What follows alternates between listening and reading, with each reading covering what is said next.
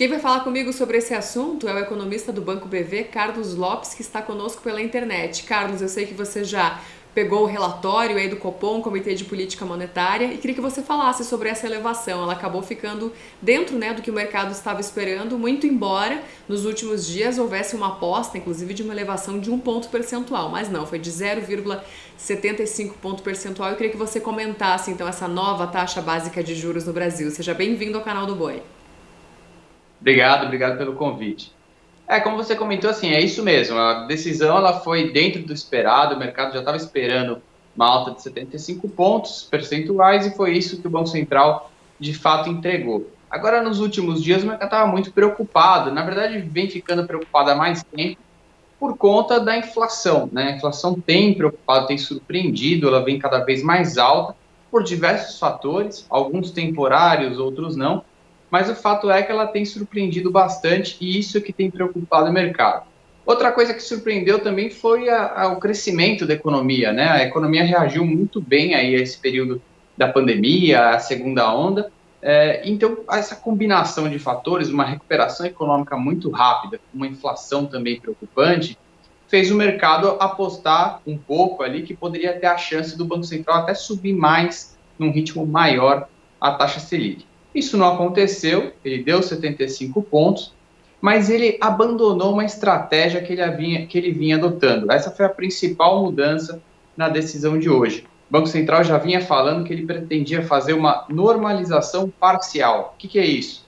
Ele antevê um aumento da taxa Selic aí ao longo dos próximos meses, mas ele previa que ele ia parar no meio do caminho, fazer um pequeno ajuste, parar com a Selic em determinado patamar e só voltar a subir depois. Com essas preocupações com inflação e atividade, o Banco Central abandonou essa estratégia e agora sinalizou que vai direto, né? Vai continuar subindo juros até o nível que ele considera suficiente para conter aí a inflação. Carlos, para quem está em casa entender, a lógica é mais ou menos essa, então, a inflação, ela está subindo, né, com perspectiva de subir ainda mais lá para o final do ano, né, uma elevação importante agora no mês de maio, resultado já consolidado, a economia cresceu, né, acima do que estava se esperando no primeiro trimestre desse ano, aí o recado é o seguinte, a gente está indo bem, então vou retirar um pouco desse estímulo econômico, é isso? Exatamente, o Banco Central precisa tirar um pouco o pé do acelerador. Estava acelerando muito a economia. O Banco Central, lá no meio da pandemia, trouxe a Selic para 2%. Se justificava naquele momento, tinha muita incerteza, a gente não sabia como é que ia ser o impacto da pandemia direito, como é que a economia ia reagir, quanto tempo a gente ia ficar confinado.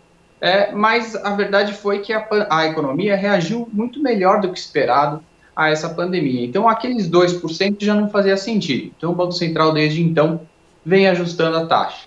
Só que agora ele está observando a inflação e está falando, ainda que esteja subindo a Selic, não está sendo suficiente para conter essa pressão de inflação. Não só esse ano, que tem vários fatores temporários afetando, mas também para o ano que vem, né? Os economistas estão ficando preocupados com a inflação do ano que vem. Então, para evitar isso, o Banco Central decidiu fazer um ajuste mais rápido da taxa. Subindo a taxa, ele incentiva as pessoas a pouparem, a gastarem menos, ele encarece financiamentos, esse tipo de coisa, e com isso ele dá uma freada na economia, ou pelo menos não está freando agora, mas parando de acelerar, né, dando menos estímulo para a economia, para tentar conter um pouco mais esse cenário inflacionário.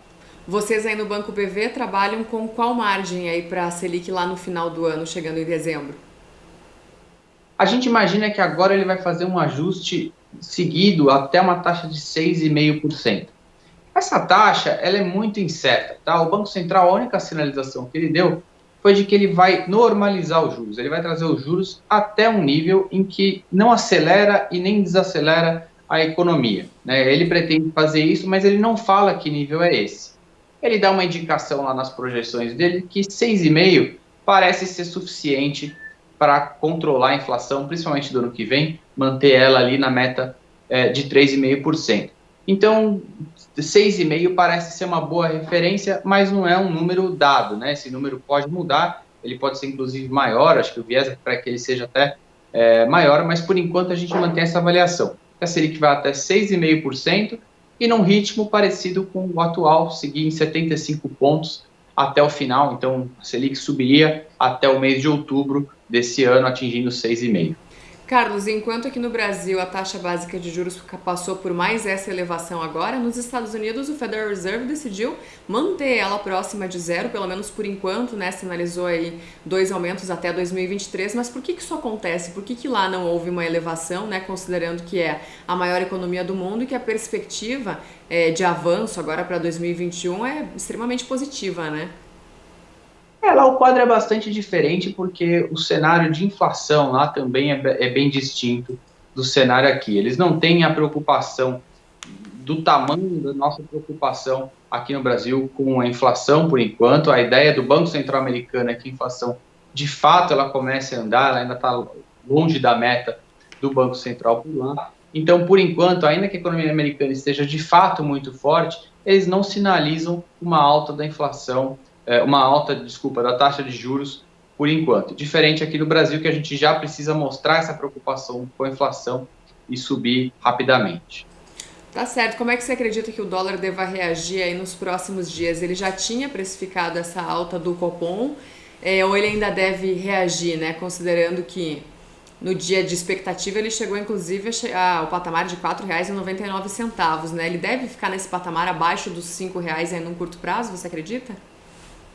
Olha, o que o mercado já colocava na conta, já precificava ali nos ativos, nas taxas de juros, já era algo parecido com o que a gente viu hoje. Inclusive, o mercado já colocava até a chance de ser um aumento um pouquinho maior. Então, pelo que o Banco Central entregou, não é tão diferente assim do que o mercado já vinha sinalizando. Então, a mudança, pelo menos na curva de juros, não deve ser muito brusca.